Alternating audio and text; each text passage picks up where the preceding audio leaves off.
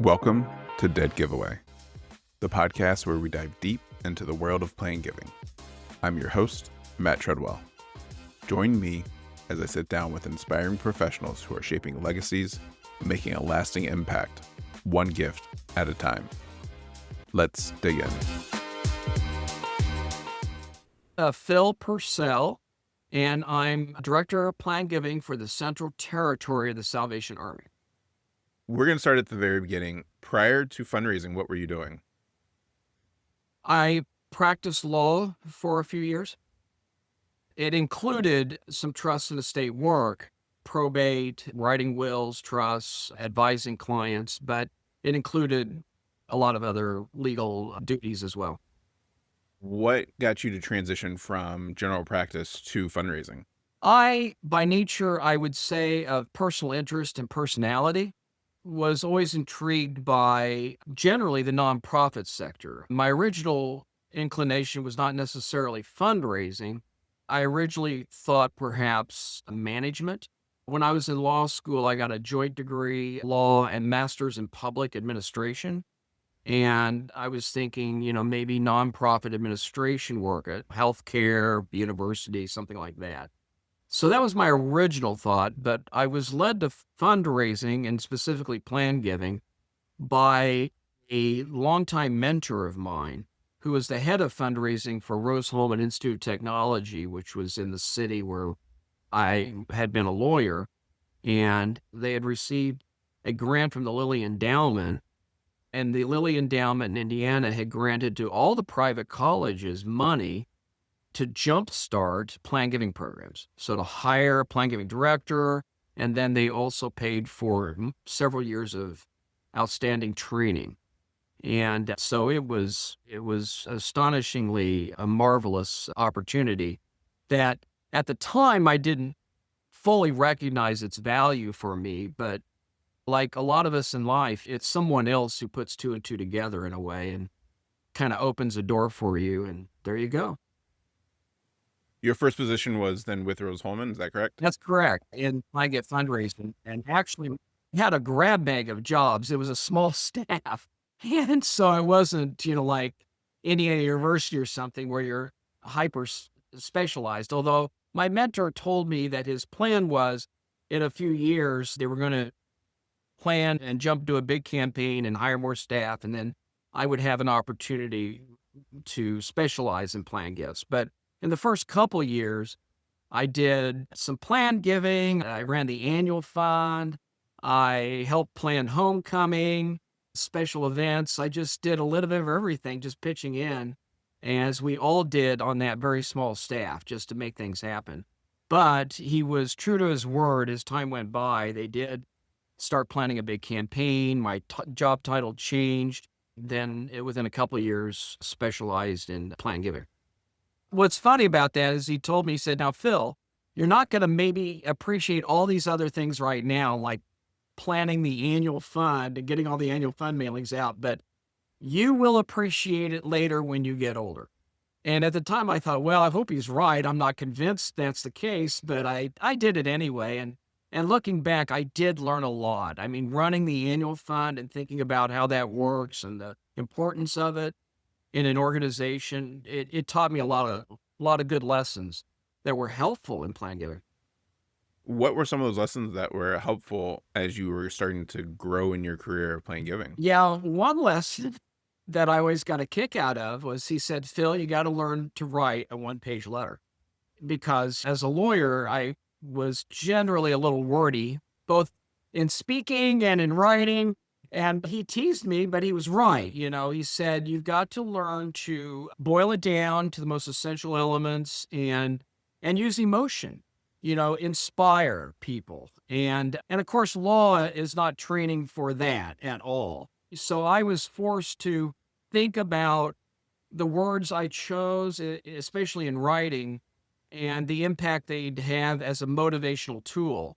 And that was very, very educational for me because I'd write these draft fundraising appeal letters, and the first couple were obviously very bad.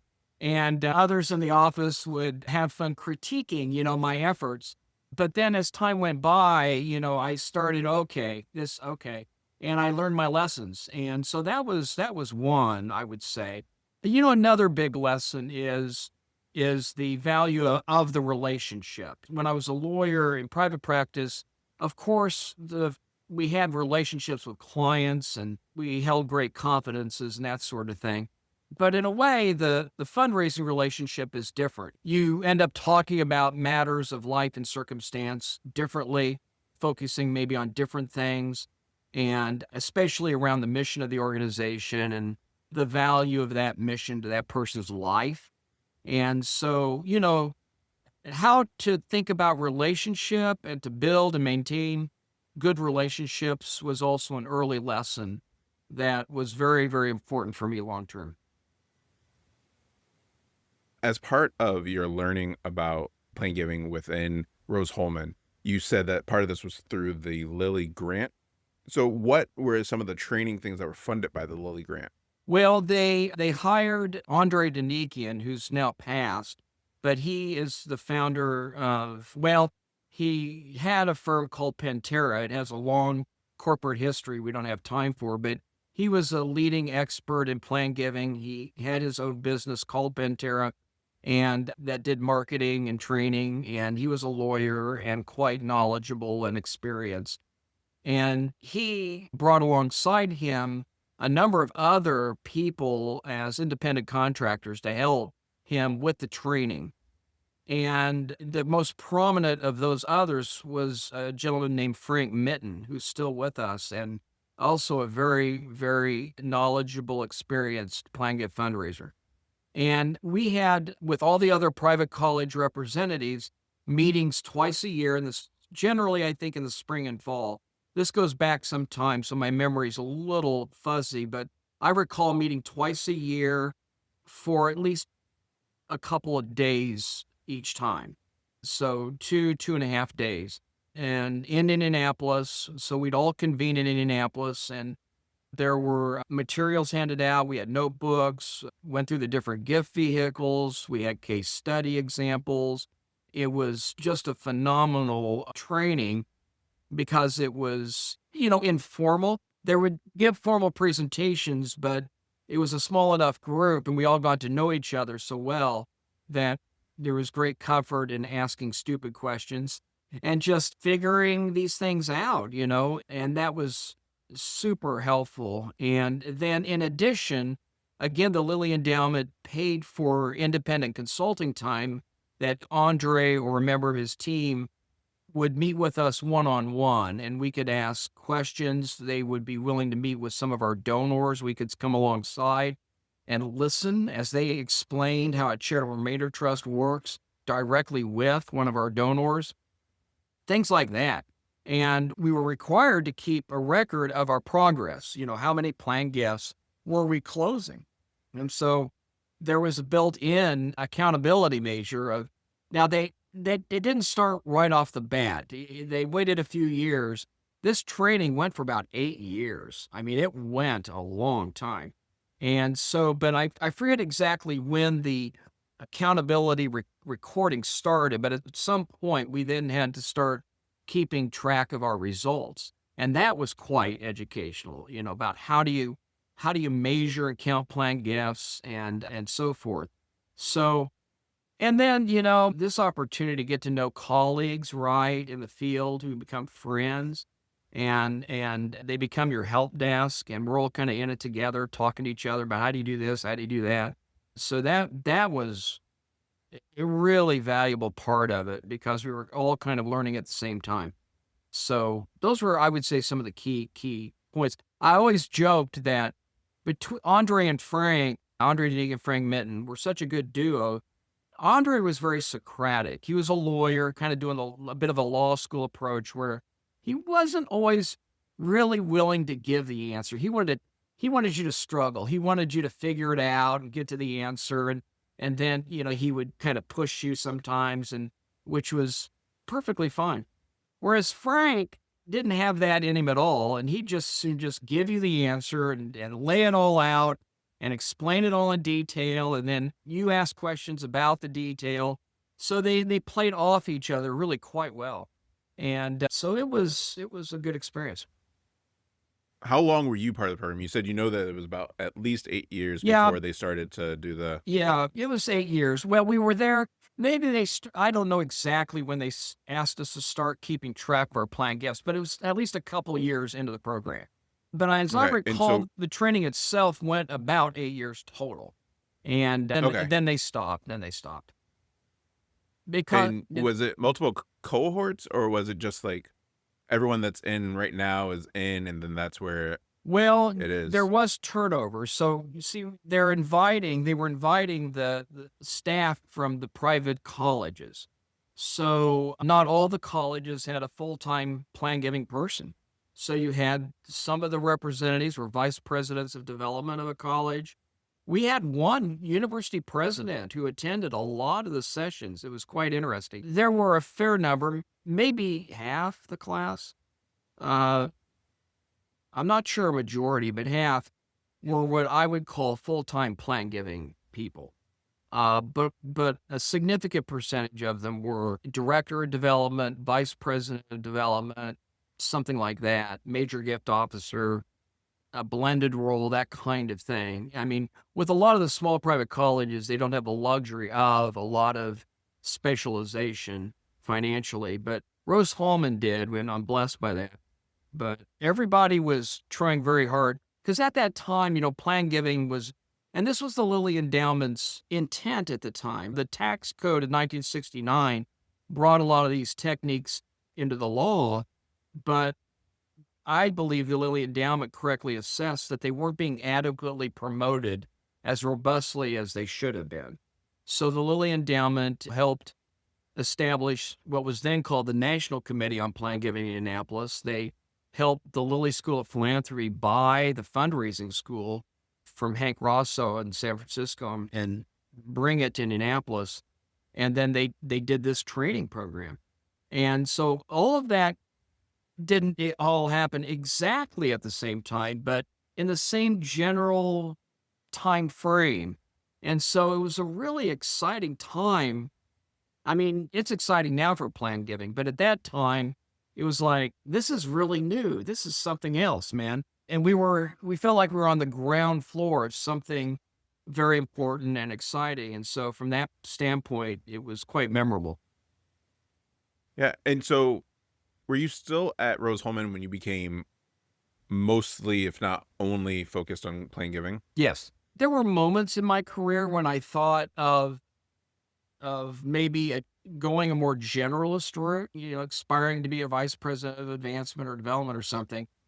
And what's fascinating is my early mentor, Ron Reeves at Rose Hallman, once said to me, or maybe more than once, probably said to me, he said, Phil, the specialty you're developing is a real specialty. It's a niche.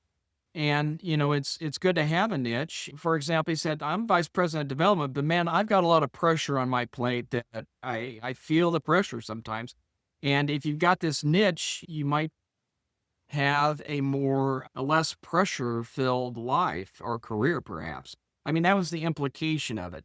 I certainly had pressure, don't get me wrong, but an organization that understands the importance of robust plan giving understands that it's not necessarily right now using money to pay the current bills. But what you hope to have, of course, long term is a plan giving program that's generating estate revenues that are significantly adding to the current revenues. But in those early years, we were building those long term plan gifts up for sure. But anyway, yeah, I did toy with the idea of going a more generalist fundraising route early in my career. But at some point I said, no, this is my niche. And I got affirmation of that. When you're in a job or a career and it all just seems to be working well and people are turning to you for help and you feel like you're making progress, then you feel like, well, this is it. This feels right and this is the way I'm going to go. And so I made the decision to stay with it then, and I did. And the thought was that nationally, plan giving as a field, as a profession, was certainly really ramping up very quickly. The Lilly School of Philanthropy, then the Center of Philanthropy, they were developing the plan giving course. We had then the National Committee on Plan Giving, very robust, and their conferences. So you could tell this wasn't something that was just a overnight sensation. It was here to stay. As you're going about your career and you at some point clearly made the decision to finally leave Rose-Hulman, you were there for close to a decade, right? Yeah, about 10 years. And we got through a big campaign. And I grew up in Terre Haute. I'm from Terre Haute, and my kids were young. And by that point, I knew a lot of people in Indianapolis. And I just, I hit that point in my career where I was still young, ambitious, and interested in maybe new challenges, and decided this would be a thing to do. So that's the decision. And it wasn't easy, but it was made easier by the fact that we were successful wrapping up the big campaign that we set out to do. And I moved to Noblesville, Indiana, actually, and I've been here ever since. For our listeners, Terre Haute's like 2 hours from Indianapolis, right? Yeah, So that would have been a commute. Yeah, I've been a commute. Back then. Yeah, I know people who did commute, but it was just a moment in life where it just felt right to make a move. And the kids were still very young, and my wife got a great job teaching here, and it all just worked out beautifully. So when I met you, you were at Ball State. Right. And you were there for a while. Can you go through your time there? I was there. Some lessons I was at Ball State for about 15 years, and it was a shorter commute to Ball State than Terre Haute, but it was a neat experience. I worked with the Ball State Foundation that had a strong commitment to plan giving. They had a strong plan giving program. I was hired to kind of shadow and then replace Alice Prettyman, who was the head plan giving person there. And she's phenomenal. I had known her for several years prior to going there. And she was an outstanding professional. And it was, it's a different setting. It's not the small private college. It's a mid-sized public university, not the scale and scope of an IU, obviously, or Purdue, but bigger and public. And so the public angle added some interesting aspects. It had some interesting alumni. I mean, I think I kind of mastered the engineer mentality working with the engineers. I always used to say that working with engineers to do planned gifts was quite educational, because I'll never forget, while at Rose-Hulman, one of the board members came into my office and said, "Well, Phil, I'm interested in maybe a Charitable Raider Trust. I'd like to see you do the calculation by hand of the present value." And I sat there looking at him thinking, oddly, that, well, you know what? We had been learning how to do it by hand in our sessions with Andre Denikian, and I had the formula tables. They're actually, the audience can't see me, but you can, Matt. Behind me are Tax Economics of Charitable Giving. They have the actual math formula worksheets for all the present value calculations in this book, and I had that book and at that time. And I also, just because I was a curious type of person, I bought the mortality tables, ordered them through the mail just because I wanted to have them there on my desk and see and you maybe use them.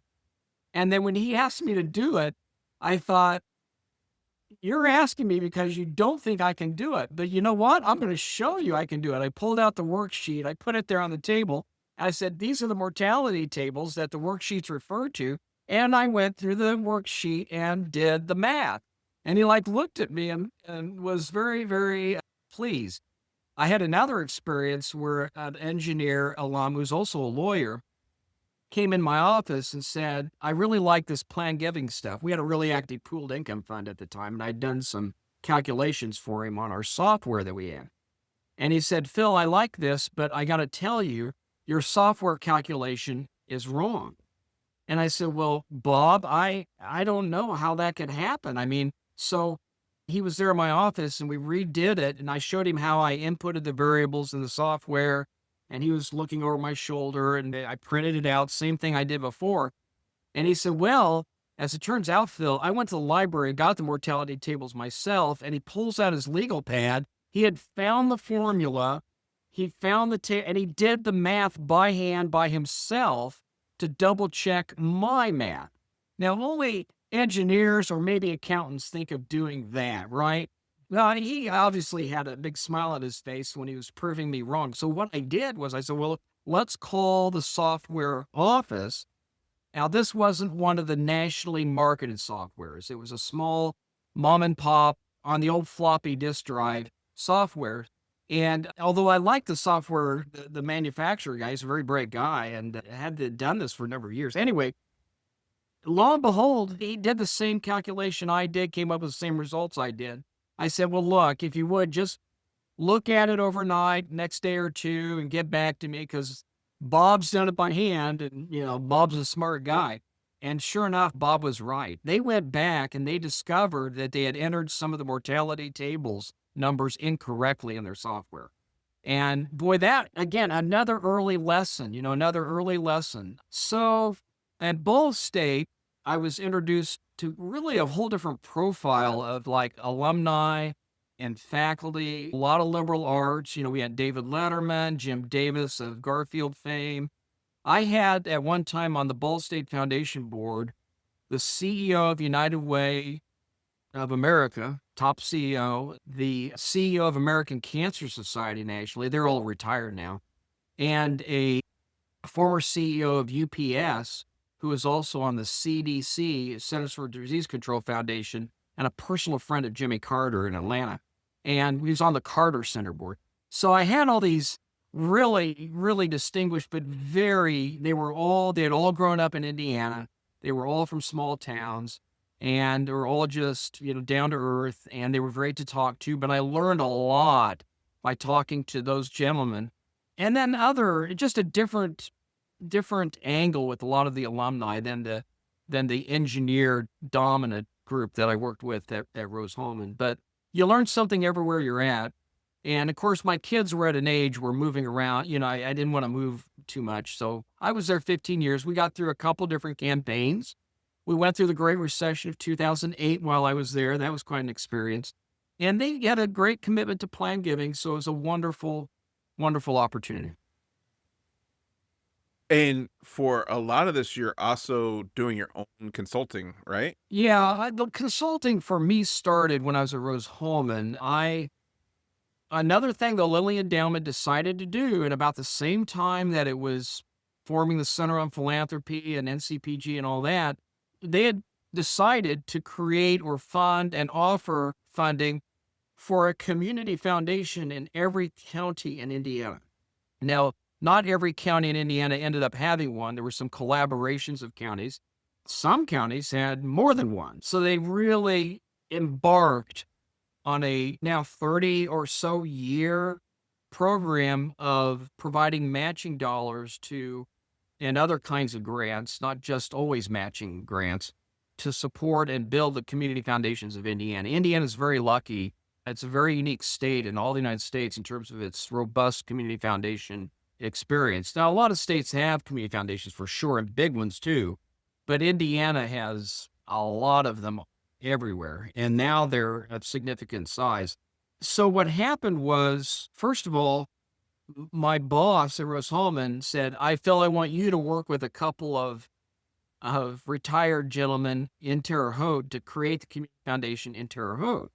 So we went to all the meetings together, and I worked alongside them, and we used to have what was called a community chest, which was an old form type of somewhat like a community foundation enterprise, but very more loosely organized, let's say a bit. But anyway, we got it started and we were looking for an executive director. And I said, well, I know the person, a very close friend of mine, Beth Tevlin, who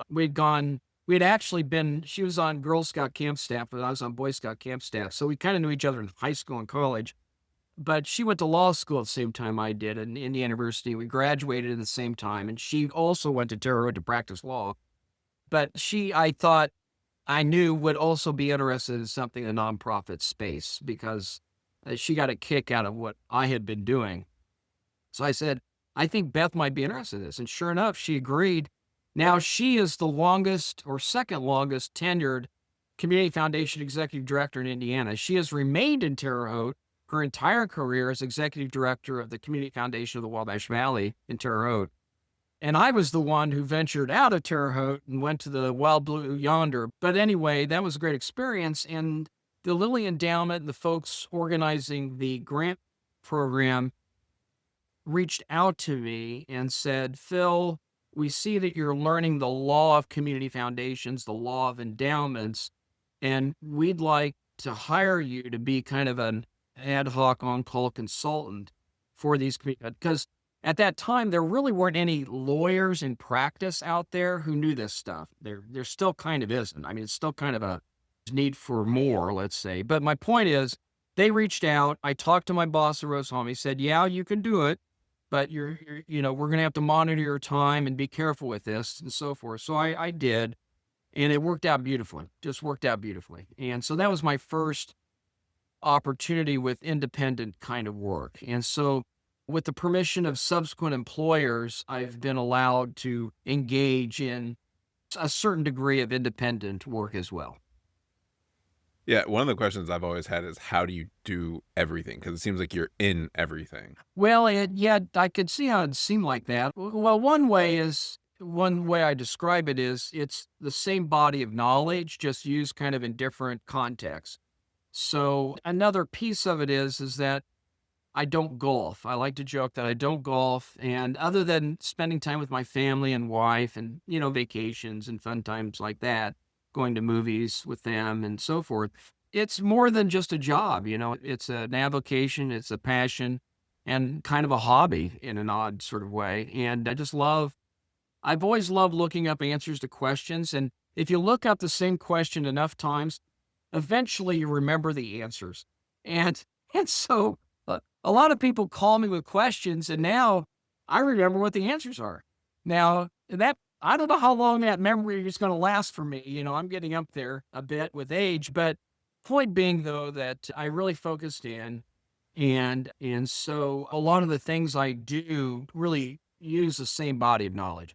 Some of it is drafting documents. And then I decided at one point, a former law school classmate of mine ended up becoming dean of the IU Law School.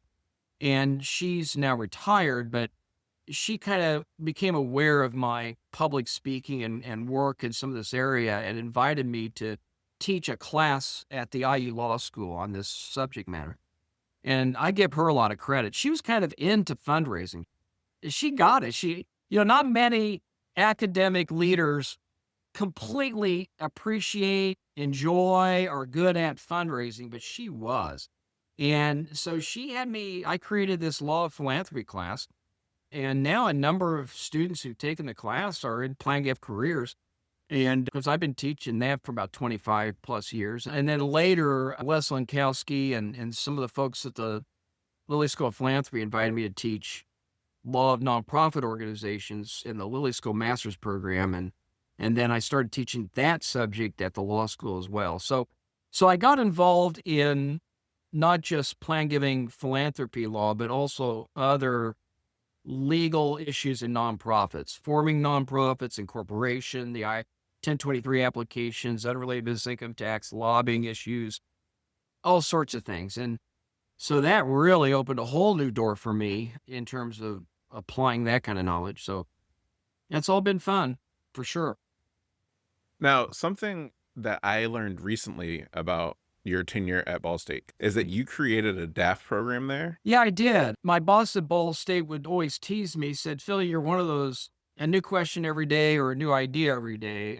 And I've always liked that. And he was a good boss because he was receptive to new ideas and things. So we did. This was some years ago, and I'm not sure to what extent they're continuing that program there now. I don't know. I haven't kept up. But yeah, we did. And I reached out. Penn State had gone down that path. And there were even some small private colleges that had done it. One college had got a private letter ruling authorizing the donor advised fund program, et cetera, et cetera. We set it up, and we had to create a separate C3 enterprise to hold and administer it because we were making grants. We called the legal entity Cardinal Funds, and everybody may not know, but the cardinal, the bird cardinal, is the mascot of Ball State, and so we called it Cardinal Funds. So to give you an example of one thing we did, one of the Buffett sisters, I believe, had the private foundation called the Sunshine Lady Foundation. And she made grants to colleges and universities to give money for students to make grant making decisions. So we would use Cardinal funds in the DAF program to have funds that students could sit around a table, receive grant applications, and learn how grant making would work. So it wasn't just a vehicle for donors to set up a DAF to do grant making, but also for students to learn how grant making worked. And that was a lot of fun. And we had some other donors who had made gifts to establish DAFs as well. And I'd learned a lot about donor advised funds from my community foundation work. Obviously, I saw DAFs starting to grow and become very popular. That connection makes so much more sense now, the community foundation work. Because I was like, what would make someone at a university like, oh, a DAF would be a good idea, but the community foundation is just being like the forefront of all that makes so much sense. Yeah, I'm comfortable with the idea, the law, the rules, and all that. And I saw a DAF basically as just another type of planned gift, basically, kind of like a lead trust or something where donors just making gifts and then we're partnering with them on their philanthropy. Now, we did require that at least 50% be directed to Ball State. So there was an embedded Ball State. And I've now created a donor advised fund program in the Salvation Army. So my territory, it just unrolled this year, in fact. And we've got two working on a third DAF account there as well. So I always would say, like all planned giving, all it's going to take is a couple really big ones. And then nobody's ever going to ask a question, why did you do that? Yeah. When did you get involved with the Lilly School, the fundraising school portion of it? Well, as I said, its formative years, it predated me a little bit, but not by a lot of years. So I became aware of it as I started my career in planned giving. So I got active with the Planned Giving Group of Indiana, as it was called then, which was the Indiana chapter or council of the now CGP, but then NCPG. And in that group were some of the folks from the fundraising school, primarily Tim Seiler, who was the director then.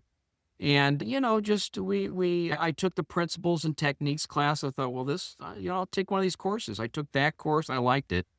And then I took the Planned Giving course and I just kind of sat there and I became friends with Laura Hanson Dean, who was one of the two faculty who taught it. And I just sat there the whole time thinking, I think I could teach this. Because by that point, I'd been in the profession about 8 years or something by the time, or 6 years. I don't know how many years it was, but I just kind of thought, well, this would be kind of interesting. And so I talked to Tim Seiler. I said, if you ever needed help with this, I'd be interested. And so Tim's the one who invited me to do it. And so that's how that started. I took the principles class, I took the planned giving class, I knew Laura Dean and was very impressed by it all. I've always felt like that you really know something when you teach it, because if you don't, you learn real quick what you don't know. And it really, in many regards, I've looked at my teaching career like that. It's really made me pay attention to maybe some aspects that I wasn't completely aware of originally, by virtue of the questions people ask or the reading that you do. And because you know as well as I do that, it's a mile deep, there's a lot of nuance to a lot of this. So that's how that got started. Yeah, the students in those classes sometimes just ask questions where you're like, I've never thought about that. Yeah. Let me. Man, It's insane. everything I teach, I get a question, usually at least one question where it's like, oh, that's a great question. The one thing I've learned in life is never to fake it. I just say, well, yeah, that's a great question. Let me think about it or go look it up and I'll circle back to you on that. Or they look at things in ways you never looked at something. And that's the value of it, really. It really is. And so I owe a great, great debt of gratitude to Indiana University, the law school, and the Lilly School, and by extension, the fundraising school, for giving these opportunities. And I met so many good friends like you, Matt, and others through that. It's been just marvelous. Thank you. Let's change direction real quick with the little bit of time we have left. What is the most fun or interesting gift that you worked on? Well, there are a lot. I'm an old guy, so there have been a lot. I'll tell you one of the most recent ones is I'm at the Salvation Army, and as you know, everybody knows we raise money by bell ringing at the kettles. So last year, we had a donor approach, not me, but one of my colleagues in Indiana, about he wanted his kettle in southern Indiana, small town in southern Indiana, to be the most lucrative kettle of the year. So there's a competition. A lot of people don't know this, but in the Army, they keep track of how much money comes to every kettle. There's a big spreadsheet. Now it's on the computer, every kettle. So there's kind of a national competition. And he wanted to win that crazy thing. And what he wanted to give to win, in part, was a gold nugget that was almost six figures. I mean, very, very valuable. And of course, he knew the promotional value of this too. He was envisioning a photograph of the nugget at the kettle with Santa Claus and the Salvation Army officer, et cetera, et cetera. And we did all that, and it won the National Kettle of the Year, and it got a lot of national press. USA Today, other national publications picked it up.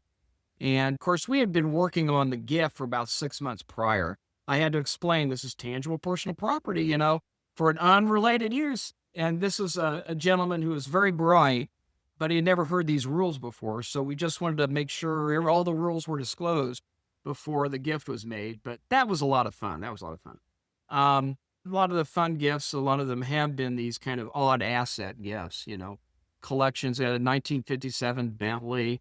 And that was at Rose-Hulman. And I remember telling my mentor in our independent legal counsel, I said, what's going to be the related use here? I said, well, what do you mean related use? The mechanical engineering class is going to study the engine of the 1957 Bentley. And oh, by the way, Phil, it's going to be the feature lead car in our annual homecoming parade, and so on and so forth.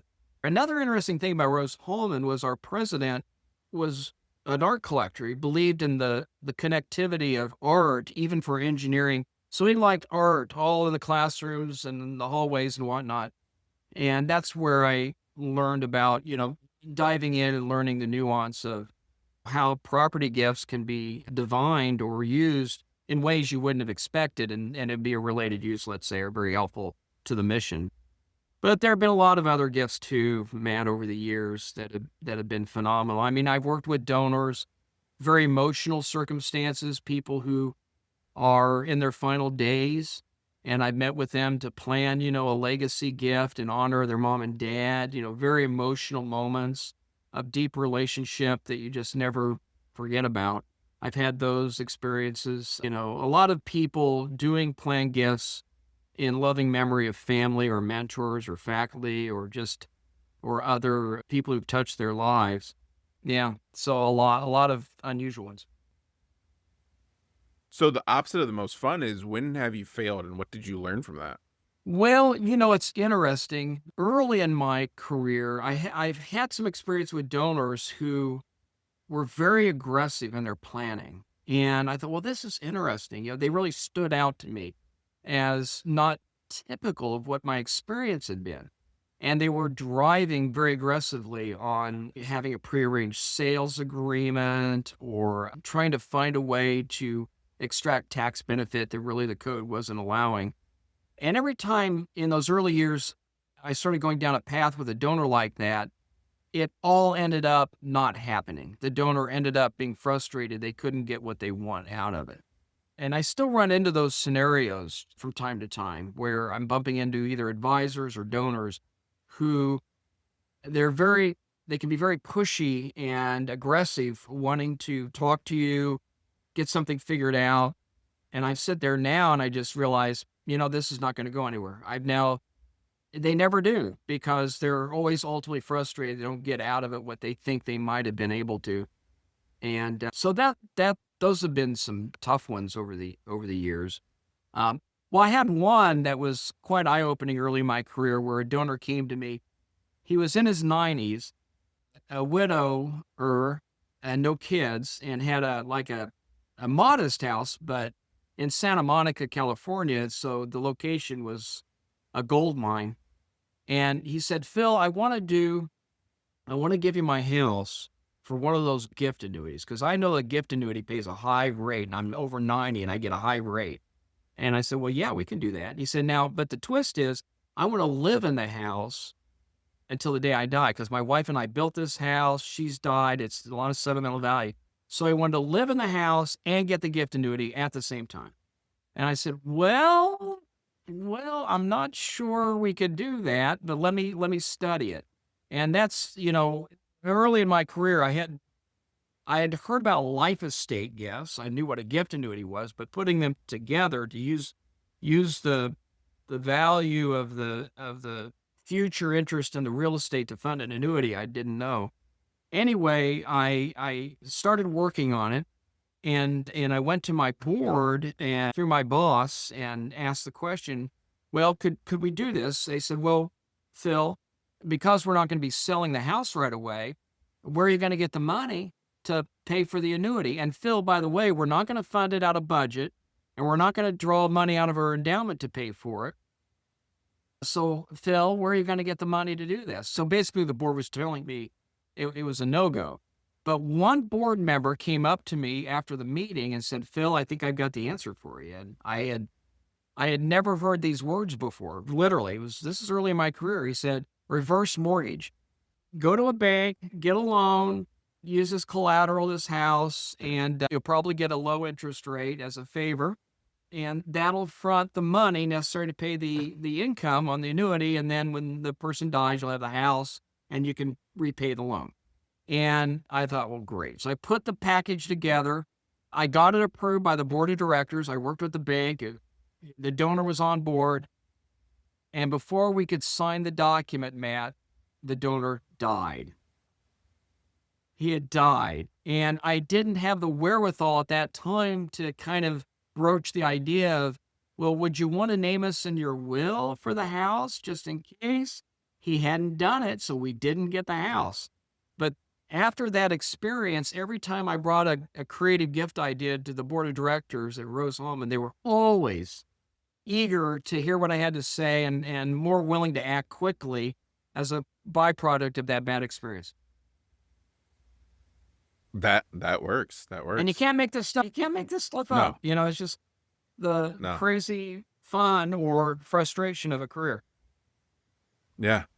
So you've mentioned a couple times different mentors. So who were some of your mentors, and how did you go about finding and making that relationship happen? Yeah, I would say that in my law firm, the mentor I had in my law firm when I got out of law school was definitely, and he also, by the way, was on the board of Rose Home Institute of Technology. So he kind of was with me through my law firm experience and into my Rose Home experience. And he was an astonishingly bright and wonderful mentor. And then the head of fundraising, Rose Hallman, was an early mentor, and I knew him in high school. He was a very active community guy, and I was active in Boy Scouts and whatnot in high school. So I knew him from my high school days. And so he was just a very civic and good-hearted man. And then Andre and Frank Mitten were, essentially leveraged by the Lilly Endowment Grant, but they were more than just paid for consultants. Their heart and soul was in it, and they were wonderful human beings they were friends too, for sure. Those were a lot of my early mentors, I would say, that had the most influence in my early years.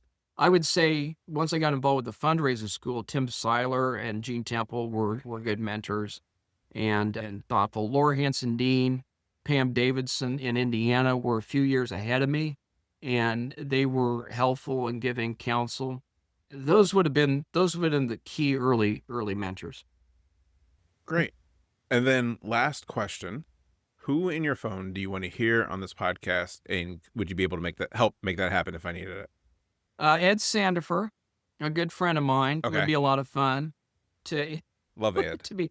And, Pam Davidson, Pam's a lot of fun for sure. And so those would be two that would be fun to have for sure. Okay. All right. I have both their phone numbers. Yeah. All right. I have nothing else. Is there anything else you want to say for the good of the order? Well, no, just thanks to you, Matt. Thank you so much. Yep. Weekend. Yep. Take care. Thank you. Thank you for joining us on Dead Giveaway, where every gift tells a story. A big thank you to Phil Purcell for sharing his journey with us. Join us next month when we sit down with Andy Hibble, COO and co-founder of Higher Ed Jobs, and co-founder of the Plan Giving Initiative. None of this would be possible without my amazing producer, Jessica Hall, and the support of the entire National Association of Charitable Gift Planners staff. If you enjoyed today's conversation, please share the show and subscribe so you never miss an episode. Thanks again for listening to Dead Giveaway, where generosity lives on.